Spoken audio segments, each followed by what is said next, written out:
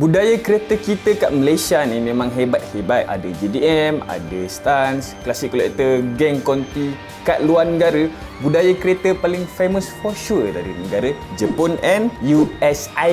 As this video title suggest, kita akan tengok budaya kereta pelik dekat negara luar. Kat Jepun memang terkenal dengan hentai, Bosuzoku, dan kat United States, culture pelik salah satunya adalah dong. Nice bang, Bosuzoku tu memang gila-gila bang. The problem is, setiap kali sebut culture pelik-pelik, dua ni je yang keluar dekat search engine. Lepas Jepun, USA. Lepas tu Jepun balik. Habis negara lain takkan tak ada petrol head? Mestilah ada. Jom kita tengok budaya kereta paling pelik di negara luar yang belum pernah kita dengar. Panjang betul nama. Kaca yang last tu yang paling kita nak tengok tu. Best gila. South Africa. South Africa adalah sebuah negara yang melahirkan Nelson Mandela dan juga You Are Gay. Why are you gay? Dari segi budaya kereta, netizen kat sana sangat meminati dengan aksi spinning. Dari segi teknikal, spinner akan buat stunt berdasarkan rules of the game while spinning. Dia spin? Yep. Dia spin je? Yep. Dia tak boring ke bang? Dia spin je pun. Entah kalau dia orang tengok kita punya Willy Wickham macam tu lah kot, dia orang rasa pasal kita. Diasaskan pada tahun 1980-an, sekarang car spinning dah dilabel sebagai motorsport. Secara literal, sukan ini memang bahaya sebab diorang spin pada kelajuan yang tinggi untuk spin tu. Keluarkan badan sambil membuat stunt pada sekeliling kereta. Kereta favourite spinner adalah BMW E30 dengan gelaran Gu Sheshe. Kereta tu kereta yang powerful, ringan dan juga rear wheel drive. Dengan harga cuma RM40,000 Afrika, so ramai yang mampu dan memilih E30 untuk menjadi sebuah kereta spin. Mesti korang nak tahu kan, RM40,000 Afrika tu berapa ringgit kan? RM9,000. Sweden. Car culture pelik seterusnya adalah di Sweden dengan nama Ragare.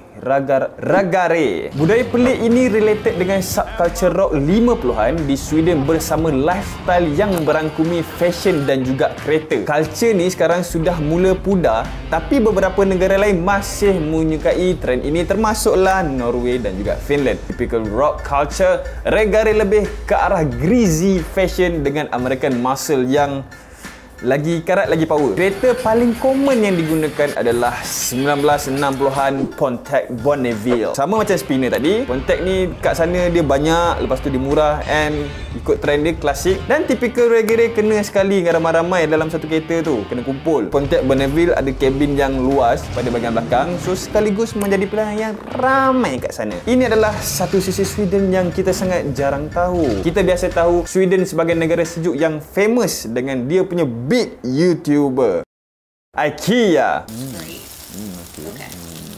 Saudi Arabia, Riyadh. Kaca kereta pelik seterusnya berada di Timur Tengah. Yusof Tayo. Mereka dipanggil sebagai Arab Drifters. Yusof Tayo. Di sana ia diberi gelaran Tafid atau Hajwala. Yusof Tayo. Culture ni sebenarnya dikategorikan sebagai lumba haram dan generally kereta yang digunakan adalah stock and unmodified. Sebab apa? Sebab majoriti kereta tu adalah kereta sewa ataupun kereta curi. Ana nak sewa satu kereta. Untuk apa? Ana nak pusing-pusing Arab. Pusing-pusing? Anta mau drift itu kereta.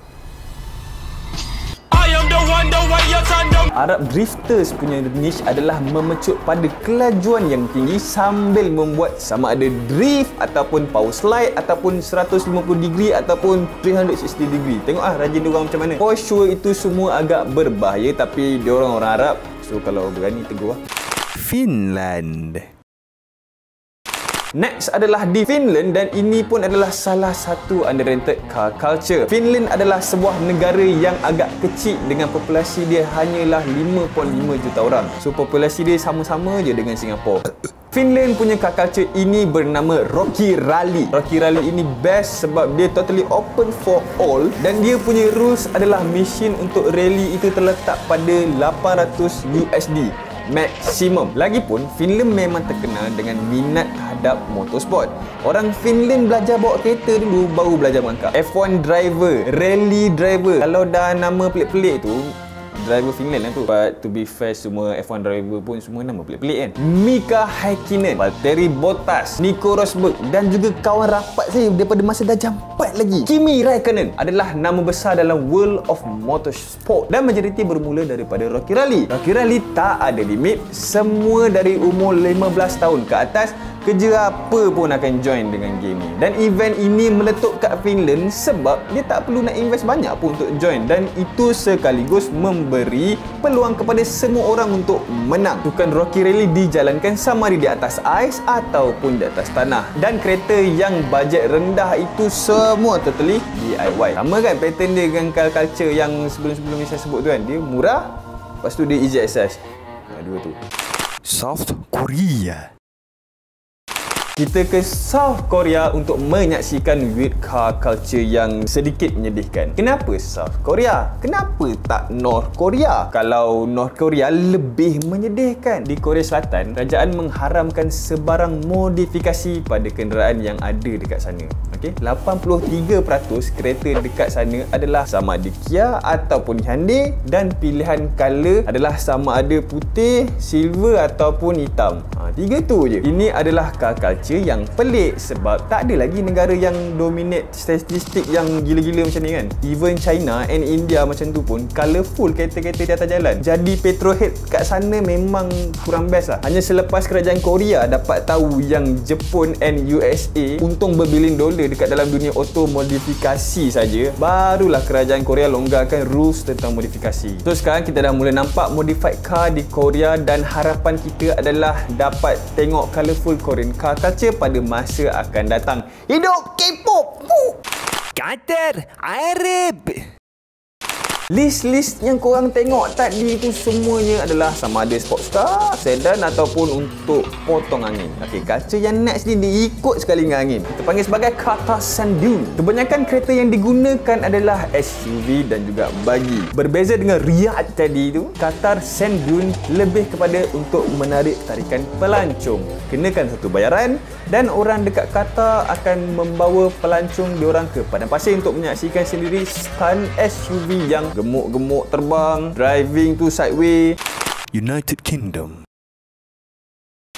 Diasaskan pada tahun 1990-an, United Kingdom memiliki satu subculture yang bernama Boy Racer. Kat dunia lain kita kenal sebagai nama Racer. So, apa benda Boy Racer tu sebenarnya? Boy Racer ini adalah secara asasnya modifikasi yang melampau tanpa menyentuh performance. Dia punya sound, okey, sound system rock gila-gila, exhaust kuat gila-gila, bumper modified gila-gila, tapi speed maksimum 30 km sejam. Macam Malaysia sikit kan? Ya, kita kan negara Commonwealth. UAE Dubai. This is the last one in this list, and this is by far the best that I love lah. Di Dubai ada culture pelik-pelik yang kita panggil sebagai rich kid. Budaya dekat sana merangkumi car made oleh supercar dari macam-macam model supercar. Macam Ferrari, macam Lambo, and even supercar yang tak pernah kita dengar. So mesti korang rasa yang diorang tu jutawan sebab diorang boleh ada supercar? Yes, but no. Majoriti Mak Saleh diorang buat investment dekat Dubai masa duduk kat sana. So macam biasa alang-alang diorang duduk kat sana, diorang beli supercar. And pada tahun 2012 ada satu market crash gila-gila dekat sana, and Mak Saleh dah tak boleh nak bayar hutang diorang. And pada kerajaan Dubai pula, tak bayar hutang adalah satu jenayah. So macam biasa, pergi nak buat lagi lah, tinggallah supercar dekat scrapyard sana. Jadi kalau kita dah ada dekat Dubai, nak beli supercar scrap memang murah. Nak pula duduk kat sana. So ibarat macam kita ni gaji Ferrari, kita nak beli Ferrari, tapi Ferrari tu harga arus. Sebab dia murah sangat kat sana. Yang betul-betul kaya pun ada juga yang beli supercar baru. And orang yang macam kita ni akan berminat dengan option yang first tu. Itulah sebab dia banyak sangat supercar dekat Dubai tu. Bukan sebab dia orang kaya je semata-mata. Semoga geng-geng yang menonton video ini mendapat input baru berkenaan dunia kereta di negara luar. Ada idea otomotif yang menarik yang geng-geng nak Zakirin cover? Okey, komen je kat bawah. Subscribe sekarang, sebab kalau tak subscribe kan terlepas pula video-video lain nanti kan. Bukan senang nak buat video ni. So jumpa lagi. Bye.